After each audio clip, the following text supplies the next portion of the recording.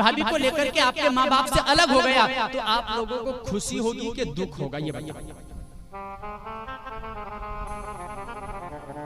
आपके भाई आपकी भाभी को लेकर के आपके माता पिता से यदि अलग हो गया तो आप लोग खुश होगी या दुखी होगी?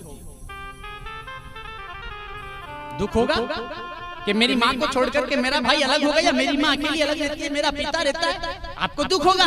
तो फिर मैं निवेदन करना चाहता हूँ, जब आपको वहाँ दुख होता है तो फिर ससुराल में आप अपने पति को अलग लेकर के कैसे खुश रह सकती हो? वहाँ तो आपको खुशी होती है, वहाँ तो आप अपने पति को बोले नहीं, यदि तुम्हें मेरे साथ में रहना है तो तुम्हारे माँ बाप का त्याग करना होगा, अन्यथा मैं तुम्हारे घर में नहीं रहने वाली। वहाँ तो बड़ी खुशी मिलती है। लेकिन मेरी बहन भाइयों मैं निवेदन करना चाहता हूँ, 100% में से 30% गलती महिला मंडल की होती है, बाकी 70% गलती में आजकल की औलाद की मानता हूँ, आजकल के बेटे की मानता हूँ, जो पत्नी के कहने पर अपने माँ बाप को छोड़ देता है। अरे निर्लज्जो, जिस माँ ने बचपन से लेकर के तुझे इतना प्यार दिया, इतना लाड़ दिया, इतना दुलार दिया, अपना नूर बर्बाद कर करके तुझे जन्म दिया, अपना संस्कार दिया, अपनी सारी खुशियां तुझ पर वार दी, बड़ा कर दिया, ब्याह कर दिया, और एक श्रीमती जी के आ जाने पर 3 साल में सारा ऋण माँ का खत्म कर करके पत्नी के प्रेम में पागल होकर माँ का त्याग कर दिया। ये गलती पत्नी की नहीं, पति की होती है, उस बेटे की होती है जो अपनी पत्नी के कहने पर आकर के अपने माँ बाप का त्याग कर देता है। 3 साल में पत्नी के प्रेम में इतना पागल हो गया कि पूरा जीवन माँ ने जो प्रेम किया वो सारा भूल गया। ध्यान देना मेरे बहन भाइयों, माँ होती है। उस दिन सुना दिया था, फिर उलझ जाऊंगा तो सब में बहुत हो जाएगा। 2 बज चुके हैं। भगवान ने कभी योग लगाया तो फिर सुनाऊंगा। और आज मैं यहाँ बैठ करके आप लोगों को एक निवेदन और गुरु महाराज से भी ये अर्जी लगाना चाहता हूँ। मेरी एक समस्या है, आप लोग भी यदि आप इच्छुक हो कि अगले साल फिर मैं यहाँ बैठ करके आप लोगों को कथा सुनाऊं, तो गुरु महाराज के यहाँ अर्जी लगा करके जाना कि मेरी जो इच्छा है वो पूरी कर दे। 5 साल तक निःशुल्क में भागवत आप लोगों को यहाँ बैठ करके सुनाऊंगा, 5 साल। लेकिन मेरी जो इच्छा है यदि 1 साल में गुरु महाराज ने पूरी कर दी तो अगले साल सुखदेव जी ने परीक्षित को जो कथा सुनाई थी, उसी मुहूर्त में नवमी से पूर्णिमा जो हम ये कथा अब सुन रहे हैं, इसी तिथि में नवमी से पूर्णिमा हम 5 साल तक कथा सुनेंगे। ये मैं गुरु महाराज के चरणों में बैठकर प्रण करता हूँ। लेकिन गुरु महाराज ने 1 साल में यदि मेरी जो इच्छा है वो पूरी कर दी तो राधे राधे, नहीं तो आगे गुरु महाराज की मर्जी है। 5 साल तक कोई दाम नहीं लूंगा आपसे, कोई पैसा नहीं लूंगा आपसे, ना टेंट का कहूंगा आपसे, ना साउंड का कहूंगा आपसे, ना संगीत वालों का कहूंगा। आपकी मर्जी हो तो देना, अन्यथा पूरा खर्चा मैं उठा करके 5 साल कथा करूंगा यहाँ, यदि मेरी इच्छा पूरी हुई तो। और जो लोग मुझसे जुड़े हुए हैं, जैसे जिनको पता है वो मेरी इच्छा जानते हैं कि मेरी इच्छा क्या है, मैंने गुरु महाराज से किस लिए इस उद्देश्य से कहा है, क्या मांगा है, तो मैं आप लोगों से भी ये निवेदन करना चाहता हूँ, यदि अगले साल वापस यही बैठ करके आप लोग कथा सुनना चाहते हो मुझ गरीबदास की, तो गुरु महाराज के यहाँ अर्जी लगा करके जाना कि मेरी इच्छा पूरी कर दे। मैं प्रण करता हूँ 5 साल तक आप लोगों को कथा सुनना, इच्छा पूरी हो रही है। वैसे उस इच्छा के लिए गुरु महाराज का मैंने पहले से भी पल्लू पकड़ा था, लेकिन गुरु महाराज ने जब तो नहीं सुनी, लेकिन हो सकता हो मेरी प्रार्थना में कोई कमी रही हो, तो इतने सारे भक्तों में से किसी की भी यदि प्रार्थना स्वीकार हो जाए तो यही सत्संग, यही कृपा उस ठाकुर जी की और गुरु महाराज की 5 साल तक बरसती रहेगी, हम आनंद लेते रहेंगे। वो इच्छा जरूर गुरु महाराज से मैं प्रार्थना करूं, आप भी करना कि वो इच्छा जरूर पूरी कर दे। बस मेरे जीवन में और गुरु जी महाराज से क्या किसी भी परमात्मा से मांगने की और कोई इच्छा नहीं है, केवल एक ही इच्छा है। वो इच्छा यदि परमात्मा पूरी कर दे तो जीवन में मुझे किसी चीज की जरूरत भी नहीं है, केवल एक इच्छा है बस।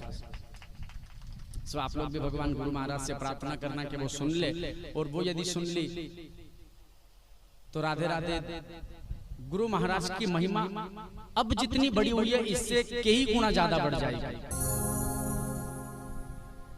कई गुना ज्यादा।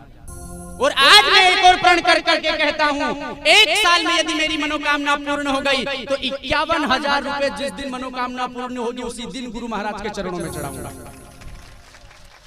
लेकिन वो मनोकामना बहुत बड़ी है साहब, उस मनोकामना में, उस इच्छा पूर्ति करने के लिए मैंने ना जाने कितने देवता धोख लिए हैं। बहुत कठिन कामना है, ना जाने कितने देवता, ना जाने कितने डॉक्टर, ना जाने कितने तागादशी वाले, ना जाने कितने तांत्रिक लोगों को मैंने उसके लिए अपना लिया है, लेकिन अभी तक वो इच्छा पूरी नहीं हुई है। सो गुरु महाराज यदि वो पूरी कर दे तो ये गुरु महाराज की बहुत बड़ी कृपा होगी। तो कथा की ओर ध्यान देते हैं।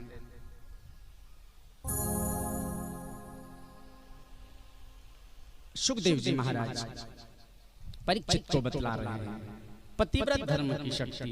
गोपियों कृष्ण के बीच संवाद चल रहा है।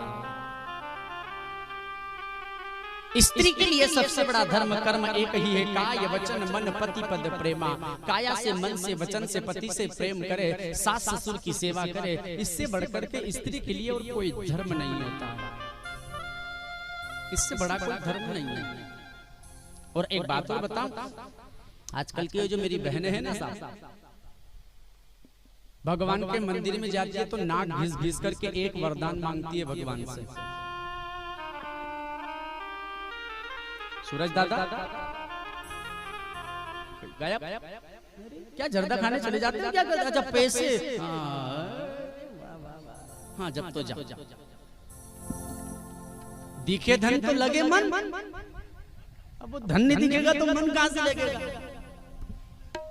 जय सिया राम, जय सिया राम, ऐसा पति मुझे दे भगवान। जय सिया राम, जय सिया राम, ऐसा पति मुझे भगवान। कैसा पति चाहिए? ध्यान से सुनना। आजकल की जो ये मेरी बहनें है ना, कैसा पति? सुबह से उठ कर चाय बनावे, चाय बना कर मुझे जगाए। सुबह से उठ कर चाय बनावे, चाय बना कर मुझे पिलाए। भाई साहब को पचोर जाना होता है काम करने के लिए तो बेचारा जल्दी उठ जाता है क्योंकि नौकरी पे जाना है। अब जल्दी 4 बजे उठ करके नहा धो करके किचन में पहुंच जाता है कि एक मग्गा चाय बना लूं, कहाँ पत्नी को जगाऊं और चला जाऊं। तो बेचारा चाय बनाने गैस जलाता है, चाय बनाता है। अब श्रीमती जी पलंग पर पड़े पड़े, अजी सुनते हो? हाँ बोले मैं भी जग गई हूँ, एक मग्गा चाय मेरे लिए भी बना लेना। सुबह से उठ कर चाय बनावे, चाय बना कर मुझे जगावे। सुबह से उठ कर चाय बनावे, चाय बना कर मुझे जगावे। और कहे लो पियो मेरी जान, ऐसा पति मुझे दे भगवान। जय सिया राम, जय सिया राम, ऐसा पति मुझे दे भगवान। पहली तारीख को तनख्वाह लावे, तनख्वाह ला कर मुझे थमावे। पहली तारीख को तनख्वाह लावे, तनख्वाह ला कर मुझे तनख्वाह कमा करके लाए ना, पैसा कमा करके तो जीदाई जी को नहीं दे, किसे दे? पहली तारीख को तनख्वाह लावे, तनख्वाह ला कर मुझे थमावे। पहली तारीख को तनख्वाह लावे, तनख्वाह ला कर मुझे थमावे। और कहे लो रखो मेरी जान, ऐसा पति मुझे दे भगवान। जय सिया राम, जय सिया राम, ऐसा पति मुझे दे भगवान। हर संडे को पिक्चर दिखावे, बाइक पे बिठा कर उज्जैन ले जावे। हर संडे को पिक्चर दिखावे, बाइक पे बिठा कर उज्जैन बाकी तो ड्यूटी पर जाना रहे तो बोले क्या करें, आज छुट्टी मिली है बड़ी मुश्किल से, तो चलो उज्जैन चलेंगे। हर संडे को पिक्चर दिखावे, बाइक पे बिठा कर उज्जैन ले जावे। हर संडे को पिक्चर दिखावे, बाइक पे बिठा कर उज्जैन घुमावे। ये आखिरी वाला जो शब्द है ना, इसे भगवान से कहने के लिए तो घिस घिस करके नाक बोटी कर लेती है। बोले भगवान चाय पिलाए कि नहीं पिलाए कोई बात नहीं, तनख्वाह ला करके दे या ना दे कोई बात नहीं, लेकिन ये बात जरूर सुन लेना। क्या कहती है? और काहे मैं हूँ तेरा गुलाम, ऐसा पति मुझे दे भगवान। जय सिया राम, जय सिया राम, ऐसा पति मुझे दे भगवान। जय सिया राम, जय सिया राम,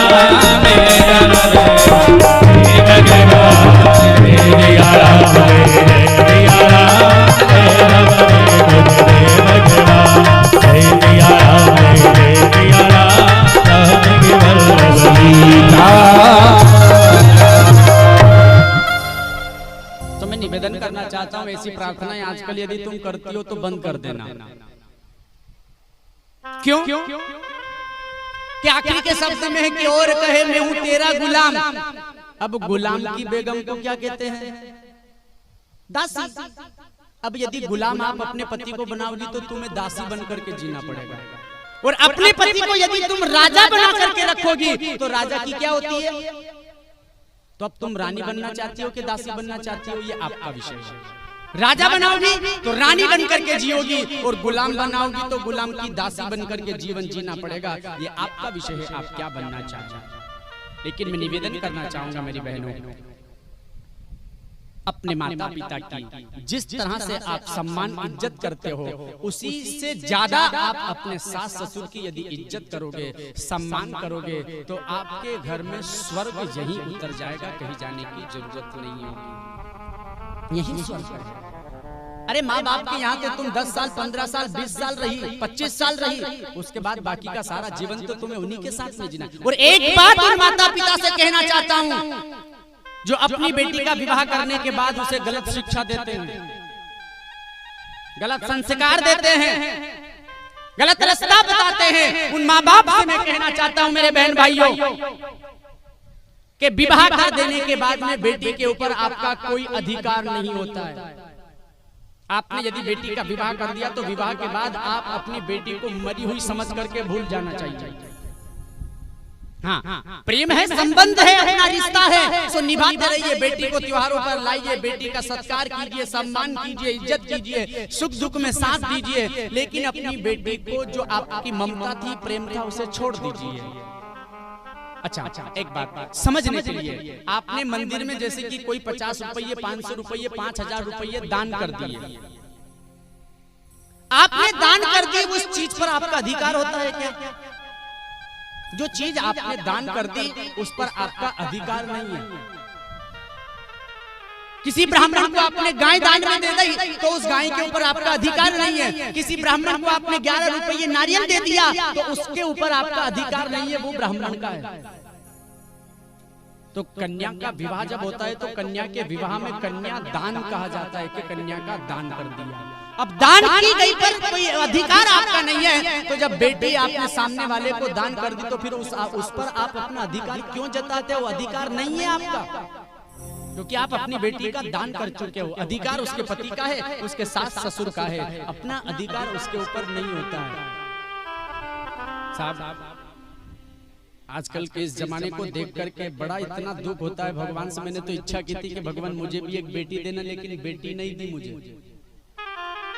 क्योंकि आजकल की इन बेटियों को देख करके इतनी तकलीफ होती है, मन इतना तड़पता, इतना जलता है कि बस में नहीं हो, अन्यथा चाटे मार मार करके लाल करता है। भगवान ने विचार किया यदि इसके घर औलाद दे दी तो हो ना हो मार देगा, इसलिए भगवान ने बेटा दिया, बेटी नहीं दी, 2 बेटे हैं साथ। बड़ी इच्छा थी, गुरु महाराज से प्रार्थना भी की थी कि भगवान सब भाई के लिए बहन होती है, एक बहन दे देना इसे भी, लेकिन भगवान के मन में विचार आया कि ये नालायक है, इसे छोरी मत दो, अन्यथा ना जाने तो भगवान ने राधे राधे। तो मैं कहना ये चाह रहा हूं मेरे बहन भाइयों, अपनी औलाद को इसी परवरिश में रखो, ऐसे संस्कार में रखो कि वो गलत रास्ते पर ना जाए, गलत मार्ग पर ना जाए, गलत जगह ना जाए, ना भटके। बस इतना सा। सास ससुर की सेवा करें, अपने पति की आज्ञा का पालन करें, ये पतिव्रत धर्म के लिए सबसे बड़ी शक्ति है। भगवान से जब ये बात कही ना गोपियों ने, तो भगवान ने कहा ठीक है गोपियों, चलो मैं तुम्हारे साथ में रास रचाने के लिए तुम्हें लेकर के चलता हूँ। कृष्ण लेकर के गए तो अभिमान हो गया गोपियों को। अभिमान ऐसा हुआ कि कृष्ण हमसे इतना प्रेम करता है कि हमारे लिए इसने सर्वस्व अपनी जो इच्छा थी उन इच्छाओं का त्याग कर करके हमें अपना लिया। अभिमान हो गया। बढ़ता रहे नित्य वियोग में जो पर प्राप्त हुए पर ध्यान कहाँ। हरि अंतर ध्यान तुरंत हुए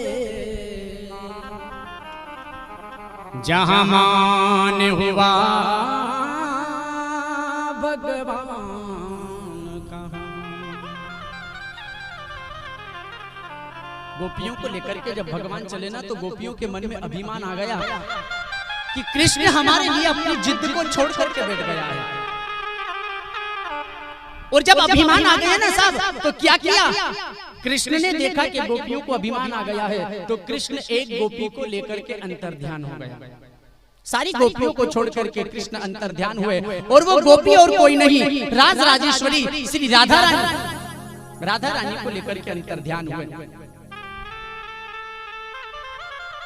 ये हमारे पंडित जी देहरी करार से पधारे हुए हैं, ताली बजा करके इनका स्वागत किया जाए। इनके गांव में ठाकुर जी की कृपा से 7 कथा हो चुकी है देहरी कराड़ में। कल भी कुछ लोग यहाँ पधारे थे देहरी कराड़ का, उन लोगों ने भी कथा सुनी, लेकिन मैं आप लोगों को उनके विषय में नहीं बता पाया। तो ये भी देहरी कराड़ से है। आहा, मुनीम जी आई, ये मुनीम जी है, बड़े सीधे साधे सरल स्वभाव के आदमी। मुनीम जी हेलीकॉप्टर से आए। अच्छा, वहां बल्डी पे खड़ा कर दिया हुआ हेलीकॉप्टर। तो साथ ध्यान दीजिएगा, जहां अभिमान हो जाता है वहां परमात्मा नहीं टिकता। जब गोपियों को अभिमान हुआ ना, तो एक गोपी राधा रानी को लेकर के कृष्ण कन्हैया अंतर ध्यान हुआ। अब राधा रानी को लेकर के गए ना, तो इधर गोपियां कृष्ण को ढूंढ रही है, और राधा रानी को लेकर के गए ना, तो राधा रानी के मन में भी अभिमान आ गया कि मेरे प्रेम के खातिर सारी गोपियों को कृष्ण ने छोड़ दिया। अभिमान, कन्हैया अब मुझसे चला नहीं जा रहा है। अभिमानवश जब गोपी ने, राधा रानी ने ये कहा ना, तो कृष्ण ने कहा तू चिंता क्यों करती है, सुकुमार स्वभाव से कोमल है, बड़ा कष्ट उठा कर संग पधार, प्रिय कंधे पे बैठ हमारे चलो, कहते हुए बैठ गए गिरधार, उठा पैर अचानक गोपी का, हुए अंतर ध्यान तुरंत मुरारी, महाविस्मय भय व्याकुल से धरती पे गिरी ब्रजराज कुमार। हमारे शांतिलाल दादा के लिए ताली बजा दिया।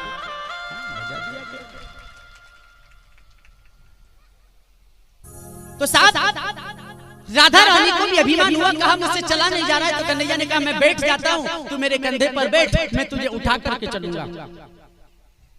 राधा रानी ने कहा ठीक है कन्हैया। अब कृष्ण नीचे बैठे कंधे पर, राधा रानी बैठने के लिए जैसे ही पैर उठाने लगी, मेरे श्याम सुंदर राधा रानी को छोड़ करके वहां से भी अंतर ध्यान हो जाता है। राधा रानी नीचे गिर गई। गोपियां विलाप करती करती आ रही है, रोती रोती आ रही है, और यहाँ आकर के राधा रानी को पड़ी हुई जब देखा, पूछ लिया राधा कृष्ण कहाँ है? गोपियों ने कहा जो हाल तुम्हारा है वही हाल मेरा है, मुझे भी वो छोड़ करके चला गया। गोपियां कहने लगी हाँ नाथ रमण प्रेष्ठो क्वासी क्वासी महाभुज दृश्यास्थे कृपणया में सखे दर्शय सन्निधि।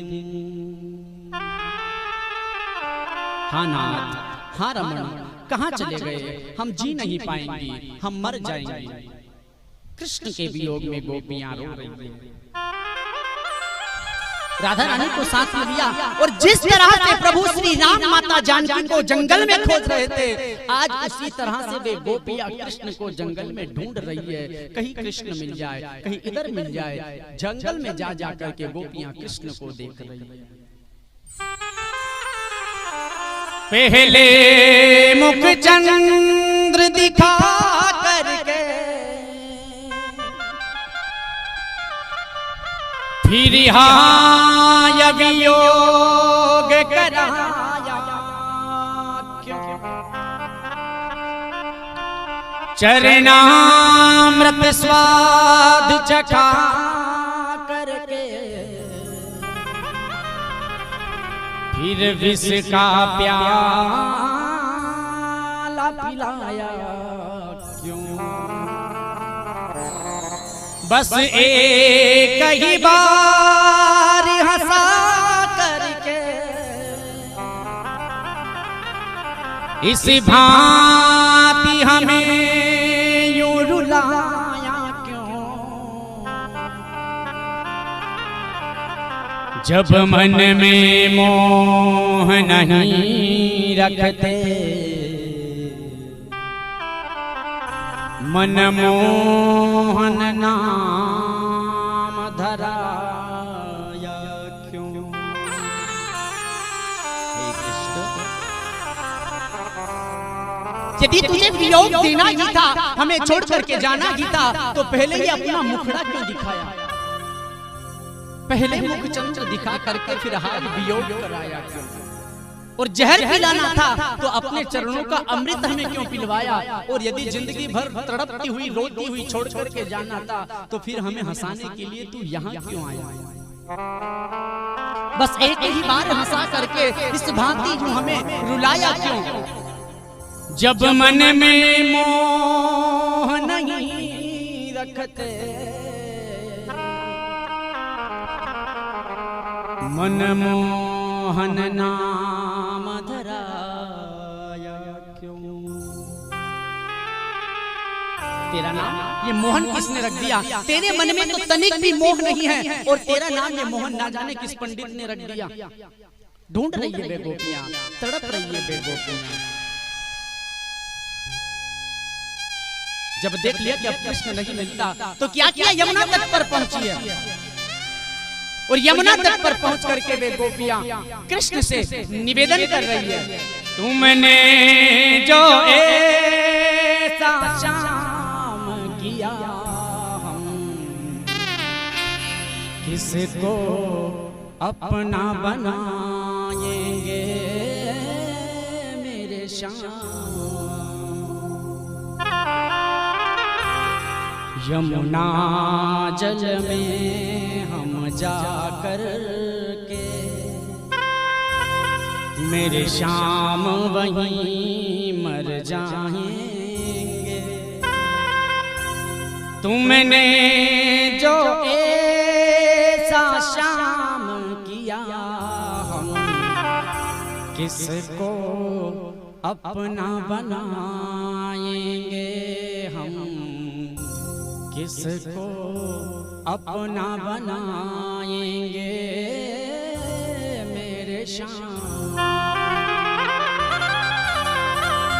अरे तुझे जाना ही था तो कोई ऐसी दवा दे जाता, कोई ऐसा जहर दे जाता जिससे हम मर जाती, तो तेरे जले जाने पर ये तड़प तो हमें सहन ना करनी पड़ती। निवेदन में गोपियां कृष्ण से कर रही है, कन्हैया तुम मुझे न याद आना, मैं तुम्हें न याद आऊं। गोपियों के कृष्ण के प्रति भाव, मेरे श्याम ऐसा कर दे मैं तुझे भूल जाऊं। ऐसी कोई दवा दे देता या ऐसा कोई जहर दे देता जिससे हम मर जाती, तो कम से कम आज ये तड़प सहन तो नहीं करनी पड़ती। निवेदन का गोपियां कर रही है कृष्ण से, तुम मुझे न याद आना, मैं तुम्हें न याद आऊं। मेरी श्याम ऐसा कर दे मैं तुझे भूल जाऊं। मेरी श्याम ऐसा कर दे मैं तुझे भूल जाऊं। मेरी श्याम ऐसा कर दे मैं तुझे भूल जाऊं। मेरी श्याम ऐसा कर दे मैं तुझे भूल जाऊं। तुम मुझे ना याद आना, तुम मुझे ना याद आना, मैं तुम्हें ना याद आऊं। मेरी श्याम ऐसा कर दे मैं तुझे भूल जाऊं। मेरी श्याम ऐसा कर दे मैं तुझे भूल जाऊं। मेरे श्याम ऐसा कर दे मैं तुझे भूल जाऊं।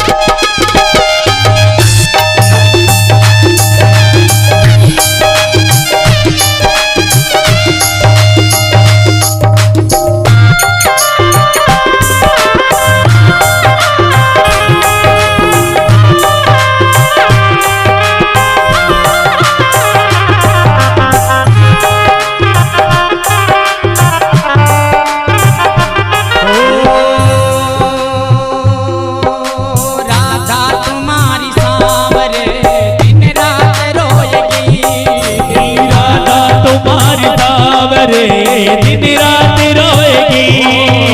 राधा तुम्हारी सांवरे दिन रात रोएगी। राधा तुम्हारी सांवरे दिन रात रोएगी। यादों में तेरी सांवरे ना वो सोएगी। यादों में तेरी सांवरे ना वो सोएगी। नफरत तू इतनी भर ले, नफरत तू इतनी भर ले, मैं तुझे भूल जाऊं। मेरे श्याम ऐसा कर ले मैं तुझे भूल जाऊं। मेरे श्याम ऐसा कर दे मैं तुझे भूल जाऊं।